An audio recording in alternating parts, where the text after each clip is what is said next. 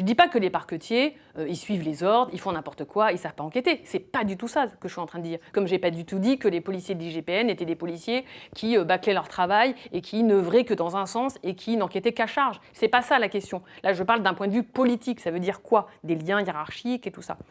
Dans la majorité des cas, les enquêtes, elles sont très bien menées par des gens de qualité. C'est pas ça la connaissance en matière de procédure et de ça. Non. Là, je vous parle de institutionnellement, comment est-ce qu'on pose la problématique de réformer la police ou pas, réformer l'IGPN ou pas. Donc du coup, tant qu'il y aura ces liens hiérarchiques, on n'y arrivera pas.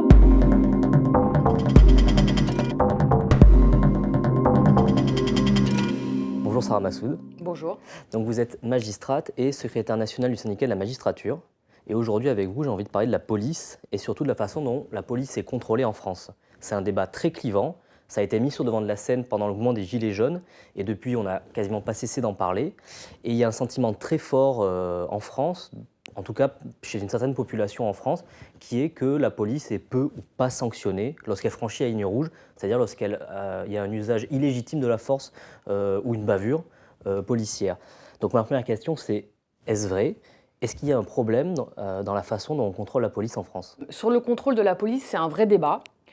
Et c'est un vrai débat parce que déjà, on ne sait pas déjà sur quels chiffres se baser. Que ce soit les chiffres du ministère de la Justice, en termes de peines prononcées, en termes d'enquêtes qui sont menées, en termes de poursuites qui sont engagées. Déjà, ces chiffres-là, ils sont extrêmement compliqués à assainir, à analyser, et ils sont quand même très imprécis. Et puis du côté du ministère de l'Intérieur, de la même manière, même lorsque vous regardez les rapports de l'IGPN ou les rapports de l'IGGN, vous avez aussi des chiffres, des statistiques, le rendu visible de ces violences policières qui est quand même très mal renseigné. Et qui est très mal renseigné parce que, à la fois, je pense qu'il y a certaines réticences politiques à rendre publics certains chiffres, et puis par ailleurs aussi, c'est qu'il y a des pratiques, des habitus policiers qui font que ces chiffres sont compliqués aussi à égrener. Par exemple, je vous donne un exemple, par exemple, il est très compliqué de savoir quelle est l'étendue de l'usage des armes. Normalement, les policiers, ils ont l'obligation légale, c'est prévu dans les textes, de renseigner des fichiers pour, dès qu'ils utilisent leurs armes, dès qu'il y a des tirs, justement, pour les compter, pour les comptabiliser, de renseigner un fichier, dès qu'ils rentrent d'opérations de police. Et bien ce fichier-là, il n'est pas renseigné, ou en tous les cas très mal. Donc du coup, comment est-ce que vous voulez, par exemple, dans un dossier de violence policière où il y a eu usage d'armes, d'ailleurs des armes létales ou des armes dites de force intermédiaire, comme les LBD ou les grenades, eh ben, on ne peut déjà pas se baser sur les fichiers pour savoir s'il y a bien eu un tir de LBD, 2 tirs de LBD, 6 grenades, 4 grenades, 10 grenades ou pas du tout. Donc du coup, comment est-ce que vous voulez déjà contrôler une institution si, par ailleurs, vous n'avez pas le rendu visible de leur activité, et notamment de leur activité en termes d'excessivité de la force utilisée. Donc voilà, là je vous ai donné un exemple sur la visibilité du comment est-ce qu'on pourrait la contrôler, mais ça passe aussi par une transparence en termes d'activité en fait. Parce que même ce constat en fait de dire si la police est peu pas sanctionnée ou sanctionnée à la hauteur de ce qu'elle doit être, en fait il est très difficile à faire. C'est très difficile, alors justement parce que je vous ai soulevé ce problème-là, et puis par ailleurs il y a aussi des difficultés, des remparts, des digues institutionnelles, des digues structurelles. Là, on va parler un peu de l'IGPN, et notamment, nous, au syndicat de la magistrature, on a des propositions à faire sur une réorganisation de cette entité, sur le questionnement de savoir s'il faut que ça soit une entité qui doit être rattachée du ministère de la Justice. Est-ce que ça doit être une entité qui est totalement indépendante ? Comment aussi devrait être composée cette entité ? Est-ce que ça doit être un mixte ? C'est-à-dire de citoyens, de chercheurs, de sociologues, d'anciens policiers, d'experts en tout genre, ou est-ce qu'on exclut totalement les policiers ? Donc du coup, on voit bien que cette question de l'IGPN, cette question de l'organe de contrôle des policiers, déjà pose un souci en termes d'organisation et des soucis en termes institutionnels. Comment est-ce que vous voulez que, d'un point de vue interne, il soit possible pour des policiers d'aller contrôler le travail de leurs collègues, que ce soit des policiers qui contrôlent le travail de policiers, et comme vous voulez d'un point de vue externe, que les citoyens, que le public, que les usagers de ce service public qui est la police, comment est-ce que vous voulez que du coup on ait confiance dans cette police, qu'on ait confiance dans ce contrôle, si déjà il y a ces liens ombilicaux, il y a c'est cette structure-là qui fait que, du coup, on se dit, bon, écoutez, si c'est des policiers qui vont enquêter sur des policiers, du coup, on n'a plus rien à dire, il n'y a aucun regard extérieur, et donc du coup, ça ne favorise pas aussi la relation de confiance qu'il peut y avoir entre la police et la population, et surtout la population et ce contrôle des policiers. Donc, arrêtons-nous un peu sur l'IGPN parce que c'est quand même la question centrale hein, quand on parle de contrôle de la police. Donc l'IGPN, c'est la police des polices. Et quand on parle de l'IGPN, il y a deux visions qui s'entrechoquent dès qu'on en parle. C'est d'un côté la vision, on va dire, du public, qui est celle d'une grande blanchisseuse. L'IGPN, c'est la blanchisseuse. Elle est là pour couvrir les policiers qui ont fauté, elle est là pour les laver. Sauf que quand on discute avec les policiers, c'est le contraire. C'est les bœufs-carottes, c'est un service dont ils ont peur. C'est un service bœuf-carotte, pourquoi? Parce qu'ils font mijoter longtemps les gens qu'ils interrogent, donc les policiers sur lesquels ils enquêtent. Et alors, entre ces deux visions complètement antagonistes, il est où le curseur dans la réalité? l'IGPN, c'est quoi? C'est vraiment la police, des polices implacables, c'est les gens qui sont là pour couvrir la police. On est où exactement? Je pense que de se focaliser sur l'IGPN, c'est peut-être pas le bon biais pour pouvoir réfléchir à ce que c'est que l'IGPN, parce que justement, on aboutit à ce type de dichotomie tout blanc, tout noir, qui, à mon avis, ne fera pas avancer le débat. Je pense qu'on ne peut pas parler de l'IGPN si on ne parle pas de structure et de système.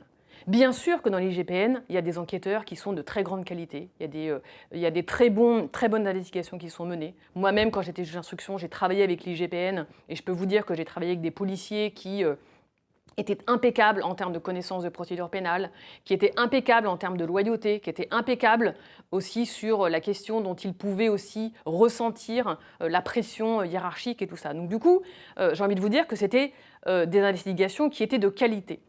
Et puis en même temps, vous avez, d'un point de vue de la structure, d'un point de vue institutionnel, une entité qui dépend directement du ministère de l'Intérieur. Et donc forcément, dans les habitus, dans le travail policier même intrinsèque de ces enquêteurs, il va y avoir des biais dont ils peuvent avoir conscience et des biais dont ils parfois n'ont pas conscience. Forcément, lorsque l'on veut avoir tel ou tel poste, lorsqu'on veut pouvoir progresser dans ses fonctions, lorsqu'on veut après peut-être quitter les GPN, enfin bref, avoir une carrière et tout ça, forcément on va vouloir un peu plaire à sa hiérarchie. Il y a des allers-retours. Donc il y a des allers-retours possibles. On ne fait pas des carrières entières à l'IGPN. Tout à fait. On est policier avant, ensuite on va à l'IGPN et on peut redevenir policier lambda, entre guillemets, après de passer à l'IGPN. Complètement. Et donc du coup, vous voyez bien que comme il y a cette hiérarchie, comme il y a aussi ces effets de carrière, et comme aussi il y a énormément de pression d'en haut, du ministère, du cabinet, et notamment des pressions politiques, parce que forcément l'IGPN traite parfois de dossiers qui sont sensibles,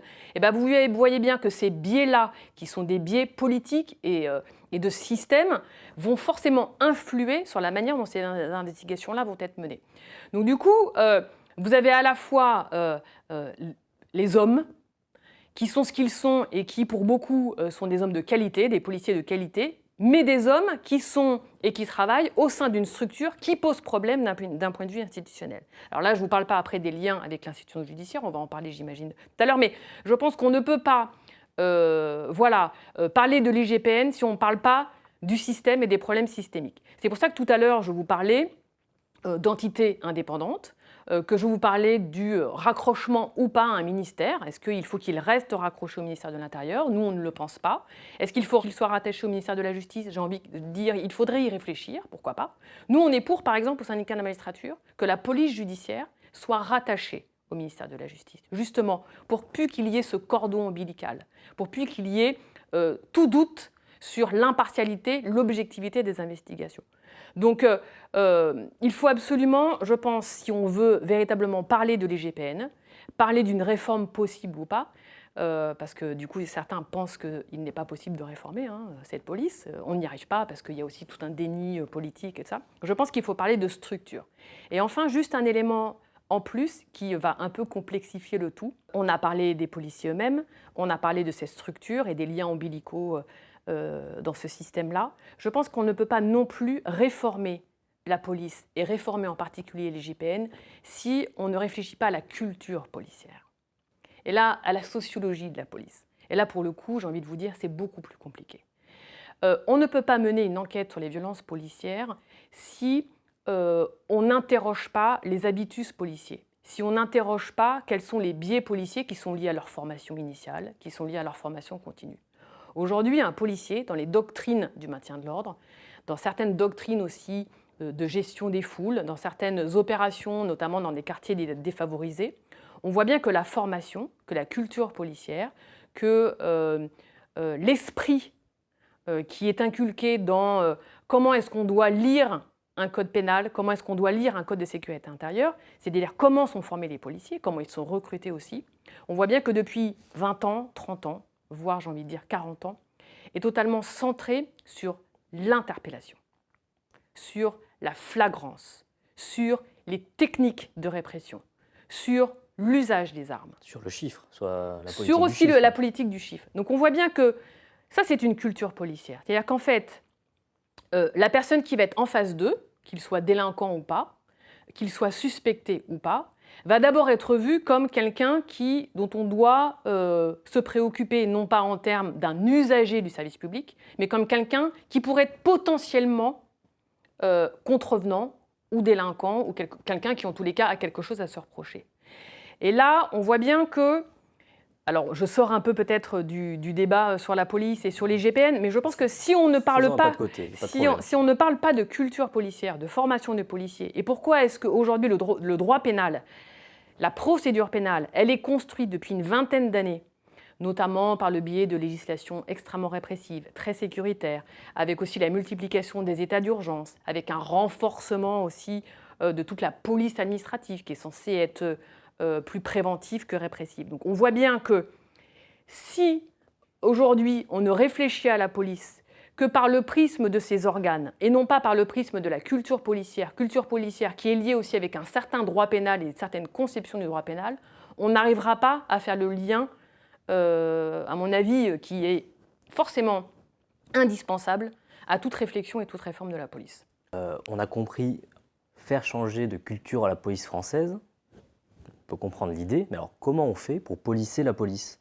Déjà, c'est intéressant que vous disiez comment, parce qu'il y en a beaucoup qui se posent la question de peut-on.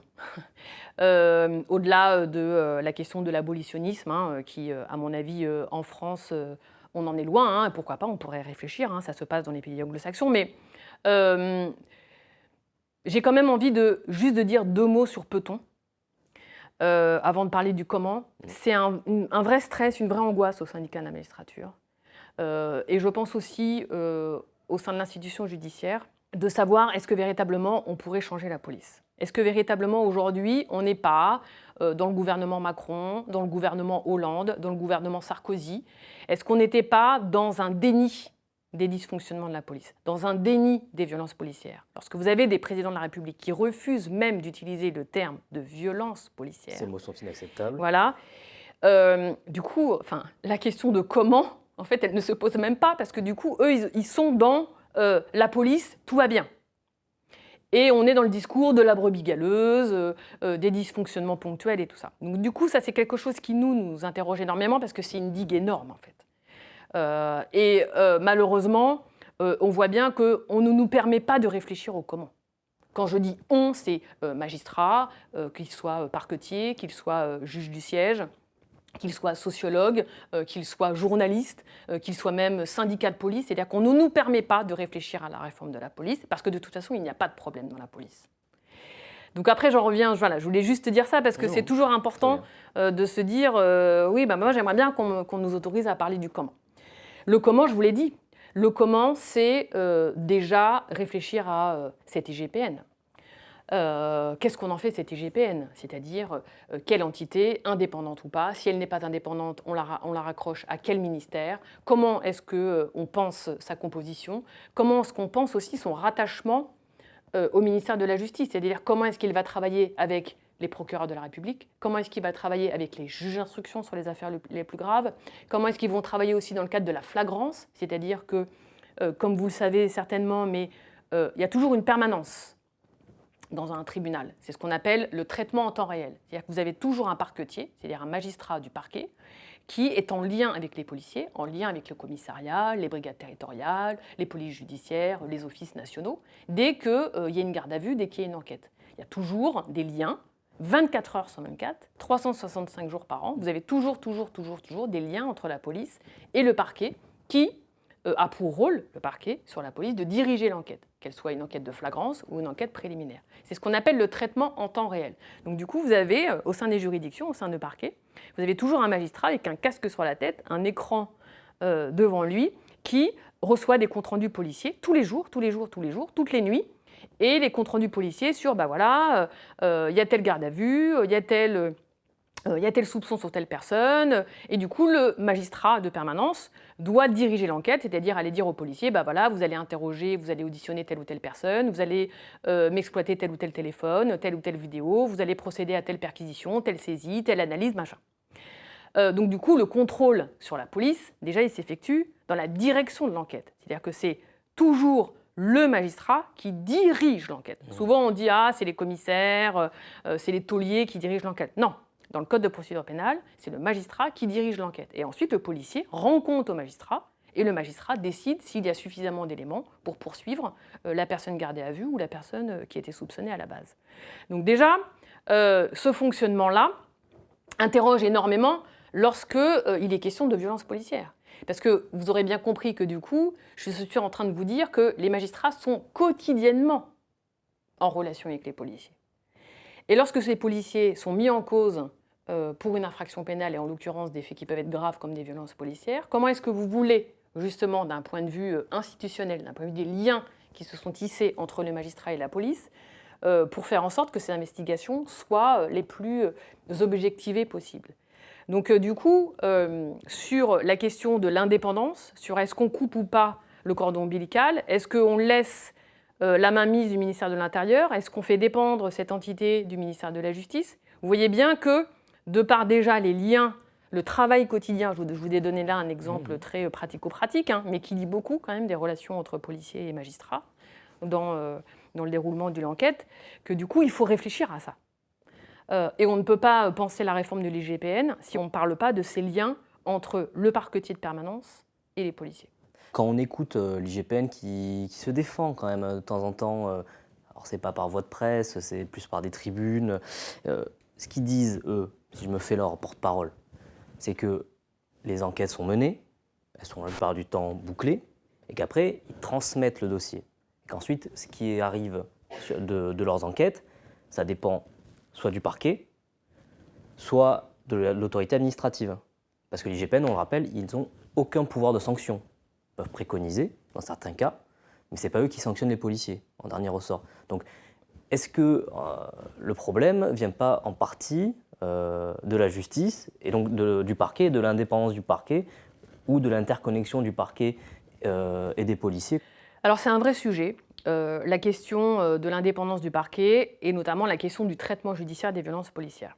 Je pense que tant qu'on n'aura pas un parquet indépendant, tant que les gouvernements ne procéderont pas à une réforme constitutionnelle pour rendre totalement indépendants les parquets, parce que je vous le rappelle, la hiérarchie parquetière est nommée par le pouvoir en place, par la chancellerie, par le ministre de la Justice.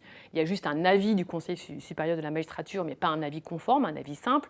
Donc du coup, on a la hiérarchie parquetière qui dépend directement du ministre, donc du pouvoir exécutif. Donc tant qu'on n'aura pas ce lien, ce cordon ombilical qui sera coupé, forcément, on aura une indépendance, en tout cas une apparence d'indépendance qui va être soumise à discussion. Donc déjà, ça c'est le premier point. C'est compliqué ce que vous me dites. Vous me dites l'IGPN, il y a un cordon ombilical entre le ministère de l'Intérieur et l'IGPN, et il y a un cordon ombilical entre le parquet et le ministère de la Justice. Tout à fait. Donc c'est pour ça que, dans le cadre du coup des enquêtes sur les violences policières, lorsque vous avez la chance aussi d'avoir l'IGPN de saisie, parce que parfois ce n'est pas l'IGPN qui est saisi des affaires de violences policières, ça peut être un service de police lambda, ça peut être une police judiciaire, enfin c'est pas forcément, ils n'ont pas une obligation d'être saisis, le procureur de la République, bon ça c'est annexe, mais en tous les cas le procureur de la République peut saisir n'importe quel service de police, pas seulement l'IGPN, dans le cadre de ces affaires-là. Donc du coup vous voyez bien qu'on a quand même deux entités qui ont des liens hiérarchiques très forts et qui vont forcément influencer la manière dont l'enquête va être menée. Donc c'est pour ça que je vous posais la question de est-ce qu'il ne faudrait pas que la police judiciaire, une partie de la police, soit directement rattachée au ministère de la Justice pour que ces affaires-là ne soient pas traitées avec la pression de la hiérarchie du ministère de l'Intérieur, mais soient traitées uniquement par les juges. Et c'est pour ça que, du coup, pour sauter l'échelon du parquet, qui pourrait faire les premières investigations, nous, on pense que dans ces affaires-là, qui sont des affaires sensibles, qui sont des affaires très graves, la plupart du temps, ça soit un juge d'instruction qui soit saisi. La solution, ce serait le juge d'instruction. Tout à fait. Nous, au syndicat de la magistrature, dans ce type de dossier, où justement, tant que le parquet ne sera pas indépendant, je ne dis pas que les parquetiers, ils suivent les ordres, ils font n'importe quoi, ils ne savent pas enquêter. C'est pas du tout ça que je suis en train de dire. Comme j'ai pas du tout dit que les policiers de l'IGPN étaient des policiers qui bâclaient leur travail et qui n'œuvraient que dans un sens et qui n'enquêtaient qu'à charge. C'est pas ça la question. Là, je parle d'un point de vue politique. Ça veut dire quoi? Des liens hiérarchiques et tout ça. Dans la majorité des cas, les enquêtes, elles sont très bien menées par des gens de qualité. C'est pas ça la connaissance en matière de procédure et de ça. Non. Là, je vous parle de institutionnellement, comment est-ce qu'on pose la problématique de réformer la police ou pas, réformer l'IGPN ou pas. Donc du coup, tant qu'il y aura ces liens hiérarchiques, on n'y arrivera pas. Donc au moins, le premier stade, ça serait qu'en matière de violence policière, ça soit un juge d'instruction qui soit saisi, juge d'instruction qui lui enquête à charge et à décharge, mais ça pose quand même des difficultés. Parce que le juge d'instruction, il peut aussi travailler avec ses policiers. Il peut aussi, parfois, avoir ces policiers qui sont en charge d'une commission rogatoire, qui sont en charge d'une enquête dans un autre dossier. Donc comment est-ce que vous voulez, sauf à devenir totalement schizophrène, aussi à avoir une totale objectivité, être totalement dégagé de ces liens qui ont pu être tissés avec des policiers avec lesquels vous pouvez très très bien travailler d'ailleurs par ailleurs et qui par ailleurs sont mis en cause. Donc du coup, au-delà de la saisine d'un juge d'instruction, on doit se poser aussi la question, je trouve, du côté de la justice, du dépaysement des dossiers. C'est-à-dire que lorsqu'il y a un dossier compliqué de violence policière qui amène à la saisine d'un juge d'instruction, est-ce qu'il ne faudrait pas saisir un juge d'instruction d'un autre ressort qui ne travaille pas avec les policiers du ressort qui est mis en cause? Systématiser ça. Alors systématiser, je ne sais pas, mais en tous les cas, fixer des critères suffisamment objectifs pour pouvoir permettre ce dépaysement qui n'est pas usuel en matière de traitement judiciaire des violences policières. C'est assez rare qu'il y ait des dépaysements. Des fois, c'est demandé par les juges, mais ce n'est pas forcément pratiqué dans les faits. Alors, par rapport à ce que vous proposez, il y a le contre-argument qui est celui avancé grosso modo par l'IGPN, qui est que cette question de l'indépendance, en fait, elle ne sera jamais résolue et qu'en fait, il vaut mieux quand même avoir des gens qui connaissent de l'intérieur le fonctionnement de la maison Poulaga. Et donc, en fait, il vaut mieux des policiers à l'intérieur du ministère de l'Intérieur pour gérer ça et que de toute façon, tous les métiers et toutes les administrations ont un outil de contrôle interne. Donc, par exemple, ce que dit l'IGPN, c'est que le procès qu'on leur fait, on ne le fait pas, par exemple, au parquet national financier, qui pourtant dépend de Bercy, quand le parquet mène des enquêtes sur la corruption, l'évasion fiscale. Voilà. Donc ils disent pourquoi nous ça poserait problème alors que en fait, c'est quelque chose qui est répandu dans n'importe quelle autre administration en France. Alors en fait, ça pose la question de savoir quel degré d'indépendance de l'IGPN. Et quel degré de composition aussi au sein de l'IGPN. Alors il y a les deux écoles. Moi, je vous avouerai que je n'ai pas un avis tranché là-dessus et je ne sais pas si en France on pourrait avoir une entité qui serait totalement non composée de policiers. Je ne sais pas si ça ne serait pas contre-productif en France. Je m'explique. Moins accès Je m'explique.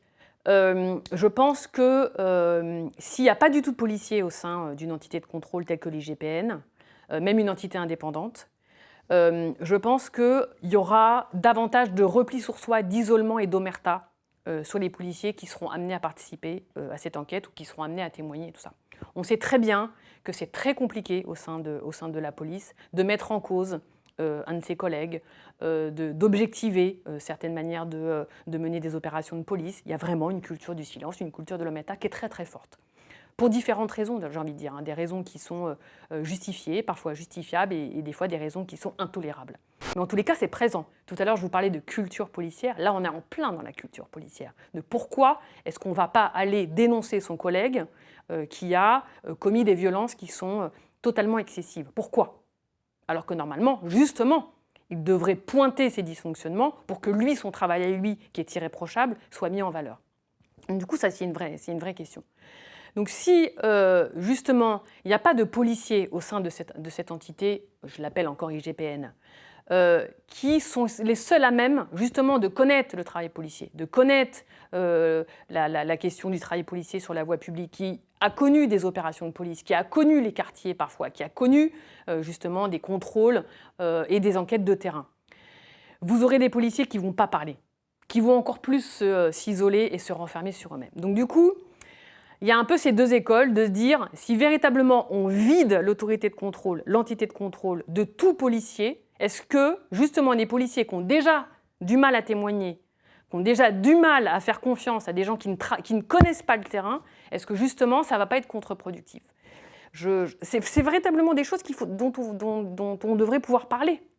Moi j'invite, et nous on invite véritablement, les hiérarques de l'autorité judiciaire et les hiérarques du ministère de l'Intérieur, mais véritablement à travailler longuement, pas avec 10 séances de com, tel le Beauvau de sécurité, où il n'y a aucun travail de fond qui est mené, mais véritablement sur savoir justement pourquoi cette omerta, pourquoi ce silence, pourquoi on a des policiers qui refusent de porter leur matricule, pourquoi est-ce qu'on a des policiers qui cassent leur visage encore en termes d'opération de police, pourquoi est-ce qu'on a une hiérarchie qui n'est plus jamais sur le terrain, pourquoi est-ce qu'on a des ordres qui sont contre-productifs, qui vont à l'encontre de certaines pratiques policières. On voit bien qu'il y a aussi une déconnexion entre la hiérarchie policière et le terrain. Et d'ailleurs, les policiers s'en plaignent énormément. Quand vous avez dans une manifestation des instructions qui sont données à 14h, une instruction contraire qui est donnée à 14h30, une instruction encore contraire qui est donnée à 15h15, qu'on vous dit vous pouvez utiliser les LBD à tel endroit, sur telle place, à tel moment, et puis qu'un quart d'heure après on vous dit non, vous n'utilisez plus de LBD, vous faites retrait sur telle ou telle rue, et puis que vous avez un contre-ordre 5 minutes après qui vous dit si je veux que telle et telle compagnie aille à tel endroit. C'est ça hein, le travail de terrain. C'est aussi des contre-ordres qui sont totalement incompris de la part des policiers du terrain. D'ailleurs, c'est intéressant. Je suis un peu bavarde, mais il est toujours très intéressant de relire la décision du défenseur des droits dans l'affaire de Rémi Fraisse. C'est une des rares décisions du défenseur des droits, qui, je vous le rappelle, a un collège déontologie à la sécurité, hein, donc du coup, qui traite beaucoup des violences policières sur le terrain déontologique, et non pas sur le terrain purement pénal. Dans le dossier Rémi Fraisse, le défenseur des droits a demandé à ce que toute la chaîne de commandement soit auditionnée, et à ce que le préfet soit auditionné. Parce que justement, le gendarme qui avait été mis en cause avait pu alléguer, et certains de ses collègues avaient pu alléguer qu'il y avait des instructions qui étaient imprécises, et que du coup, on avait laissé aussi des agents du terrain se débrouiller. Et que les instructions étaient totalement parfois confuses. Et bien, le défenseur des droits, il est allé chercher dans la chaîne de commandement où est-ce que les dysfonctionnements avaient pu être repérés. Et donc, du coup, a demandé à auditionner le préfet. Je pense qu'on ne peut pas parler contrôle de la police, on ne peut pas parler non plus IGPN et enquête sur les violences policières si on ne sort pas non plus de la singularité de ces violences policières. On voit bien qu'à chaque fois, on parle de brebis galeuses. On voit bien qu'aujourd'hui, on fait tout le temps appel à la notion du discernement des policiers. Notion de discernement qui, dans le Code de déontologie de 2014, est extrêmement floue. On va toujours aller pointer telle ou telle violence policière. Et d'ailleurs, elles sont sanctionnées. Alors après, on peut discuter de est-ce qu'elles sont suffisamment sanctionnées ou pas. Mais en revanche, la question de la responsabilité de ceux qui donnent les ordres, alors là, pour le coup, on est très très loin de ce qu'il faudrait faire. Donc est-ce qu'aujourd'hui, on veut véritablement une entité et un contrôle qui aussi aille rechercher la chaîne de responsabilité? Alors aujourd'hui, je pense qu'on y est très loin. Dans l'affaire Steve Maia-Caniço, il y a 2 mises en examen pour homicide involontaire. Ce sont des donneurs d'ordre qui sont mis en examen. Enfin. Mais ça, c'est une goutte d'eau. Dans les dossiers de violences policières, on a très très très peu de moyens pour aller chercher la responsabilité justement de la hiérarchie et de la chaîne de commandement. C'est quand même très très très très très majoritairement les policiers du terrain qui sont sanctionnés. C'est très peu les préfets, très peu les commissaires ou les divisionnaires dont on va aller rechercher la responsabilité. Ils seront au mieux auditionnés dans le cadre de ces enquêtes ou de ces instructions. Alors on commence un peu, justement, du côté de l'institution judiciaire, d'aller chercher la chaîne de commandement, parce qu'il y a des policiers, justement, qui disent « bah non, ok, moi, j'ai déconné, ok, j'ai utilisé la force de manière excessive », qui s'expliquent sur les gestes qui sont inappropriées et qui relèveraient d'une infraction pénale, mais parfois aussi on vous dit « bah oui, mais sauf qu'on m'a donné l'ordre de » ou les ordres qu'on m'a donnés sont imprécis. Par ailleurs, toujours sur ce terrain-là qui, à mon sens, est essentiel et qui fait appel à la notion de militarisation de la police. Aujourd'hui, vous avez des forces de police qui sont surarmées. Vous avez des forces de police qui, dans le cadre du maintien de l'ordre, ont la possibilité d'utiliser parfois des armes de guerre. Quand je vous dis des armes de guerre, le gaz lacrymogène, la Convention de Paris, la Convention internationale de Paris, considère que les gaz lacrymogènes, c'est une arme de guerre. Des grenades, des armes dites de force intermédiaire. Comme le LBD. Exactement, le LBD 40. Donc du coup, ces policiers-là, on leur donne pour instruction d'utiliser ces armes, soi-disant parce qu'elles sont semi-létales. Enfin, comme s'il peut y avoir des demi-morts. Hein. Déjà, rien que ce terme-là, je trouve assez symptomatique des formulations policières. Mais du coup, les policiers, pour lesquels c'est totalement open bar en termes d'utilisation de ces armes de force intermédiaire, qui fait un usage de ce LBD. Alors après, on va aller questionner si véritablement il y a eu un tir en cloche, pas un tir en cloche, si la doctrine d'emploi de ces LBD était utilisée. Ok, mais les doctrines d'emploi, les instructions sur l'usage de ces armes, elles viennent d'où? Ce n'est pas les policiers qui les ont instituées, ce n'est pas les autres policiers qui les ont codifiées. Est-ce qu'on va interroger justement ces doctrines-là? C'est-à-dire que c'est bien beau d'aller chercher des responsabilités individuelles, mais si on ne questionne pas, et là on en revient toujours à la même chose, qui pour moi est le sujet essentiel, la culture policière. Tant que la culture policière sera dans les techniques d'interpellation, les techniques d'usage de l'arme, et sur la question j'ai envie de dire, de la répression de l'autre, du contrevenant, du délinquant ou du potentiel criminel, en sachant qu'aujourd'hui le manifestant est quand même considéré comme un potentiel séditieux. Hein. C'est la fameuse théorie de l'ennemi et tout ça dont on a beaucoup parlé avec Didier Lallemand. Voilà, exactement, la théorie des deux camps. Oui, je suis gilet jaune, mais pas ce gilet jaune-là. Eh bien, nous ne sommes pas dans le même camp, madame. Qui est parfaitement mise en œuvre par l'actuel ministère de l'Intérieur. Donc du coup, si on n'interroge pas justement cette culture policière, la question des doctrines et des politiques pénales qui sont mises en œuvre et qui sont décidées de plus haut, qui sont après égrenées dans les commissariats, égrenées dans les polices judiciaires, on ne pourra pas réfléchir à la question du traitement judiciaire des violences policières. C'est un tout. Là, ce que vous appelez culture, on pourrait aussi l'appeler choix politique. Le choix de l'escalade. J'ai dit culture et politique. Et politique, tout à fait. Donc, mais là, on en arrive à la question de la responsabilité politique. C'est-à-dire que ce choix de l'escalade, le choix d'aller au contact, les doctrines, elles sont décidées en haut, elles ne sont pas décidées en bas. Donc quand on parle depuis tout à l'heure, on a compris qu'en fait, et ça explique une certaine colère de l'IGPN qu'on discerne entre les lignes quand ils communiquent, qu'ils ont l'impression d'avoir le dos un peu large. C'est qu'on les traite, on leur fait des procès en blanchiment, on leur fait des procès de couvrir les collègues, mais en fait, l'explosion de la violence policière, ou en tout cas le fait qu'elle soit sur le devant de la scène, c'est le fait aussi de choix politiques. Donc, je donne un exemple de ça. On a une affaire emblématique de ça. On a l'affaire Zineb Redouane. Donc, on rappelle, 2018, cette femme de 80 ans qui a sa fenêtre, qui va être frappée par un pavé lacrymogène et qui va mourir. En marge d'une manifestation des Gilets jaunes, elle a été chez elle, elle ne participait pas à la manifestation. À Marseille. À Marseille, exactement.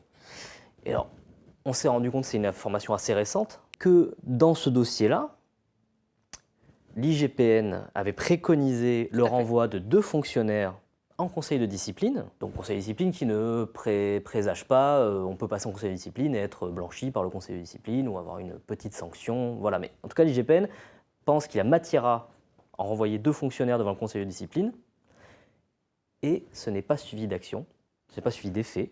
C'est-à-dire que l'administration, c'est-à-dire le ministère de l'Intérieur, ne donne pas suite aux préconisations de l'IGPN. Donc est-ce que là, ce n'est pas vraiment l'illustration du problème, du fait que même si l'organe, malgré tous les défauts qu'on peut y trouver, malgré les biais, malgré le fait qu'il est rattaché au ministère, même lorsqu'il décide, on peut penser que l'investigation a été bien faite, si derrière la volonté politique c'est de ne pas sanctionner, en fait l'IGPN ne peut rien. c'est ce dont on parlait. C'est-à-dire qu'on est véritablement dans des politiques de l'affrontement, des politiques de maintien de l'ordre qui sont extrêmement brutalisantes. Je ne vais pas revenir sur le nombre de mutilés, sur le nombre de morts. Il y avait Zineb, il y avait aussi Steve à Nantes.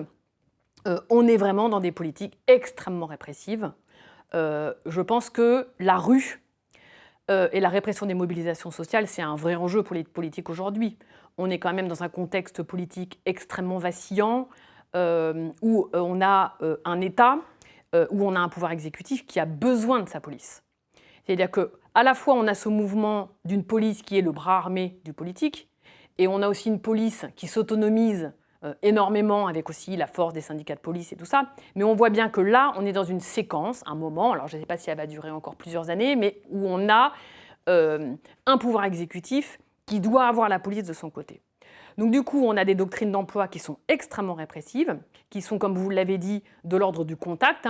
Ce qui le symbolise le plus, c'est le redéploiement des braves, quand même, qui est quand même une brigade de répression par l'action violente motorisée, les anciens voltigeurs. Donc on voit bien quand même qu'on est dans quelque chose qui est dans un usage a priori excessif de la force, et non pas dans justement le fait de contenir certains désordres. On va aller chercher l'affrontement, on va aller chercher le contact, on va aller chercher ce qu'on appelle le saut de debout, le saut de dessus, avec l'intervention des BAC dans la gestion du maintien d'ordre, alors qu'elles ne sont pas formées au maintien d'ordre. Donc on voit bien, c'est pas leur travail. Donc on voit bien qu'on a des doctrines qui sont des doctrines violentes, qui sont totalement déclinées d'un point de vue organisationnel avec les braves, les BAC, avec une surmilitarisation et donc du coup des usages des armes de force intermédiaire qui sont des usages industriels et qui créent des dégâts corporels énormes ces dernières années.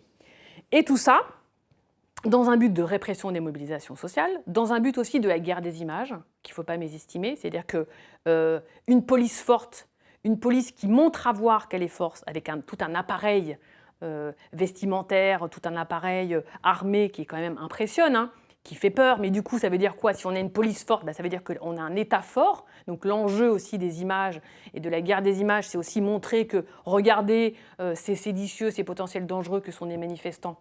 Parce que du coup, on va aller que filmer les violences et certaines dégradations qui vont tourner sur certains médias.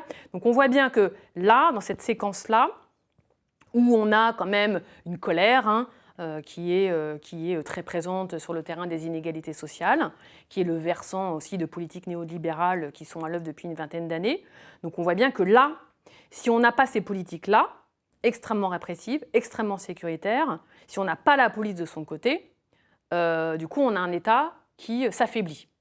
Et donc du coup dans l'exemple marseillais de la mort de Zineb, si on va remettre en cause la doctrine du maintien de l'ordre ce jour-là, si on va remettre en cause l'utilisation massive des gaz lacrymogènes et des pavés lacrymogènes aujourd'hui, vous remettez en cause la politique sécuritaire, quelque part. Donc du coup, il y a une symbolique de cet État fort qui passe par une police forte, et donc du coup, il faut pouvoir aussi compter sur eux, et si du coup, on les sanctionne, et si c'est trop visible qu'on les sanctionne, du coup, c'est toute cette architecture-là qui s'effondre. Donc là, on est vraiment dans une séquence où la brutalisation du maintien de l'ordre, ou la surmilitarisation de la police, qui va de pair avec une militarisation de l'espace public, est une des armes, aujourd'hui, d'un pouvoir exécutif qui doit s'asseoir sur cet appareil policier pour pouvoir justement mener à bien des politiques néolibérales sur d'autres fronts, c'est-à-dire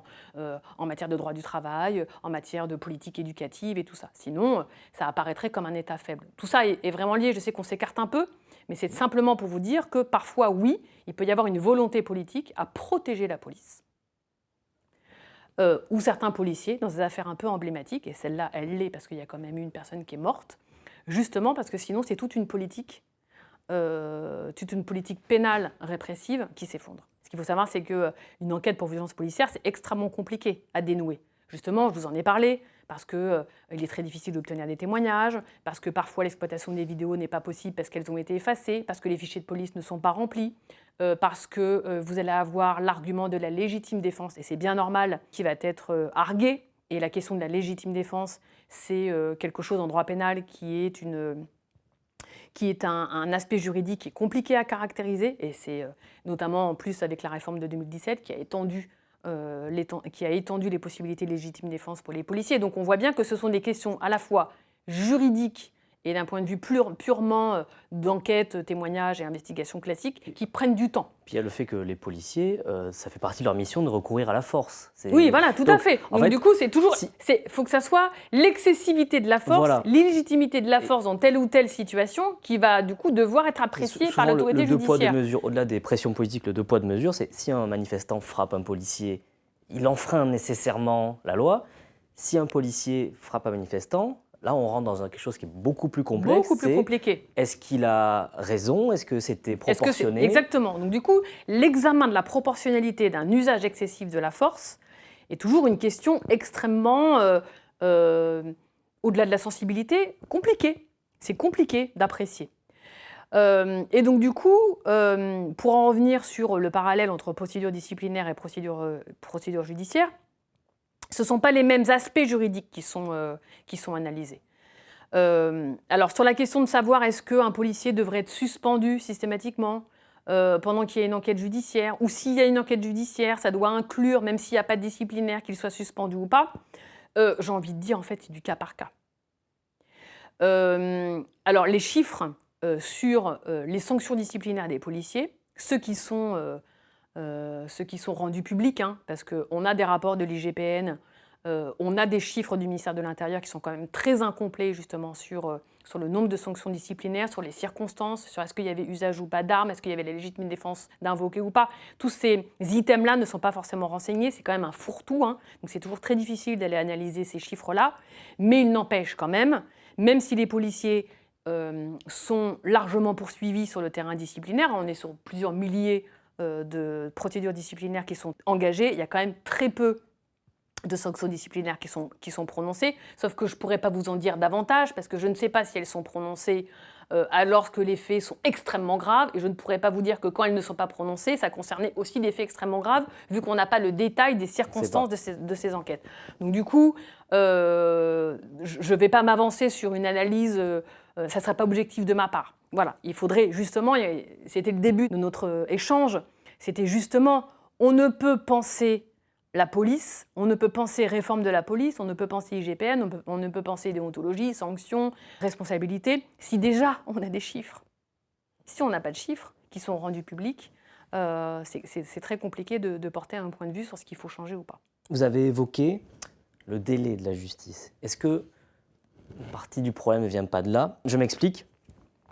Quand j'ai commencé à travailler sur ce dossier, j'avais l'impression effectivement que dans toutes les affaires qui avaient marqué l'opinion, à chaque fois, les policiers n'avaient pas été sanctionnés. Et en fait, en regardant dans les faits, dans la majorité des cas, ils n'ont pas encore été sanctionnés. C'est-à-dire que l'enquête, voire le procès, est en cours. Donc on a parlé de Zineb Redouane, on a parlé de Sima Canisso, on a parlé de Frédéric Chouviat, on aurait parlé de Michel Zecler, on aurait parlé des Gilets jaunes. Ce sentiment, parce que c'est ce qu'on parlait, on parlait de ça au début, ce procès qui a une partie de peut-être légitime, hein, qui est fait à l'institution, à l'IGPN. Est-ce que ce sentiment d'impunité ne vient pas aussi du fait que les procédures sont très très très longues et on n'en voit pas le bout? Plusieurs raisons à ça. Je vous l'ai déjà dit, ce sont des enquêtes qui sont très longues à mener parce que justement c'est difficile de recueillir des témoignages, c'est difficile de recueillir aussi des éléments objectifs, on n'a pas toujours des vidéos.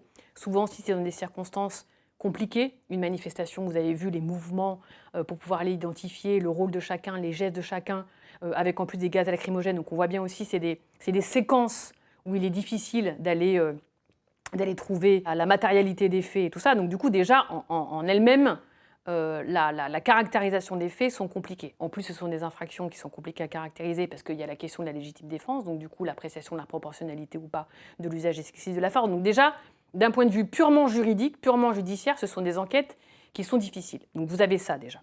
Et puis par ailleurs, il n'y a pas de moyens.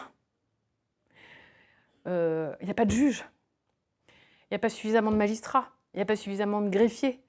En moyenne, un juge d'instruction, il a une centaine de dossiers dans son cabinet.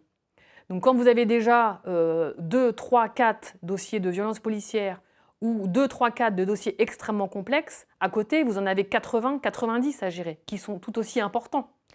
Par ailleurs, très souvent, les dossiers qui sont prioritaires dans un cabinet d'instruction, c'est lorsqu'il y a de la détention provisoire, lorsque les mis en examen sont incarcérés. Très souvent, les policiers, d'ailleurs parce qu'ils n'ont pas d'antécédents, parce qu'ils ont des garanties de représentation, parce qu'il n'y a pas des risques de fuite et tout ça, sont placés sous contrôle judiciaire. Donc du coup, d'un point de vue aussi de l'urgence en termes de délai, parce qu'il n'y a pas de détention provisoire, ça fait aussi que ça rallonge les délais.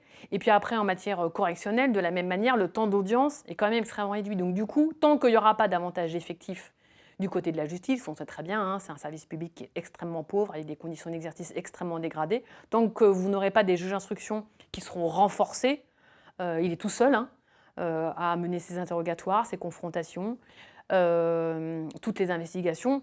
Forcément, la justice va toujours apparaître extrêmement lente. Donc du coup, à la fois des enquêtes compliquées d'un côté, et puis des moyens qui sont donnés à la justice qui sont totalement insuffisants.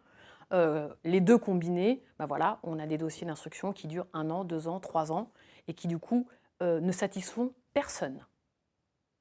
Qui ne satisfont ni les policiers, ni les magistrats, ni les victimes. Est-ce que la police, ça reste avant tout ce qu'on en fait? Je m'explique. La police, c'est des hommes, ils sont comme ils sont, il y a des problèmes, mais on a beaucoup parlé de politique. Est-ce que le dysfonctionnement policier ou la façon dont il n'est pas corrigé, on en revient toujours à la même question, c'est avant tout une volonté politique, ou une non-volonté politique de remédier aux problèmes? Le fait de surmilitariser la police, le fait de limiter leur formation, le fait de ne pas les ouvrir à des questions de sciences humaines, le fait de ne pas non plus les sensibiliser sur certains aspects de prévention, sur la connaissance de certains terrains, sur la connaissance de certaines populations, tous ces enjeux qui sont essentiels dans la culture policière, dans le travail policier au quotidien. Tant que vous aurez une police qui sera seulement axée sur l'interpellation, qui sera axée sur l'altercation plutôt que l'altérité, lorsque vous aurez une police qui sera toujours formée sur la question du soupçon et non pas de la protection, quand vous avez cette idéologie-là qui est tout le fil de la formation policière, du quotidien policier, avec en plus une hiérarchie policière qui est complètement déconnectée du terrain et de la souffrance aussi des policiers sur le terrain, on n'arrivera pas à penser la police, et la police n'arrivera pas à se penser différemment que ce que cette idéologie extrêmement dominante, une idéologie extrêmement gestionnaire et sécuritaire, du coup on aura un appareil policier qui ne sera pas au service de la population. Voilà. Dans les préconisations que vous avez avancées, sur le fait, par exemple, que le juge d'instruction ait plus à faire dans le travail de contrôle et de sanction de la police, dans le fait que peut-être les outils de contrôle passent du giron du ministère de l'Intérieur au ministère de la Justice, est-ce que, quand on voit les relations qu'il y a entre la justice et la police en France, le problème de la police, c'est la justice! La justice doit rendre des comptes! est-ce que c'est crédible? Quand on entend la police, les syndicats policiers hurler sous les fenêtres de l'Assemblée nationale, le problème de la police, c'est la justice, est-ce que, même dans un monde rêvé, on pourrait croire qu'ils vont accepter que ce soit le ministère de la Justice qui les contrôle? Alors ça, c'est la petite musique, c'est la com du ministre de l'Intérieur, c'est la com de certains syndicats de police. Moi, tout ce que je peux vous dire, c'est que dans les juridictions, dans les commissariats, sur le terrain, dans les permanences téléphoniques, les rapports entre les magistrats du parquet, entre les juges d'instruction et la police sont très majoritairement très bons. Il y a des liens de confiance qui sont tissés, il y a des véritables implications de ce collectif-là qui sont véritablement investis. Et donc, je pense que le travail quotidien entre police et justice, il est extrêmement bien vécu. Alors après, ce qui est mal vécu, c'est justement des instructions contradictoires, la politique du chiffre, des conditions de travail qui sont extrêmement dégradées, des services publics qui ne sont plus vus comme des services publics. Donc ça, c'est des vraies souffrances côté police et côté justice. Mais en revanche, sur le terrain, je peux vous dire que les relations entre police et justice, j'ai envie de dire, dans le vrai, quoi. dans les enquêtes, dans l'intimité des cabinets du juge d'instruction, dans l'intimité des bureaux des policiers, ça se passe très très bien, majoritairement très bien. Donc du coup, je voudrais qu'on sorte aussi de cette petite musique qui est totalement instrumentalisée par certains qui ont tout intérêt à vouloir nous confronter, alors qu'en fait, quotidiennement, on travaille très bien ensemble.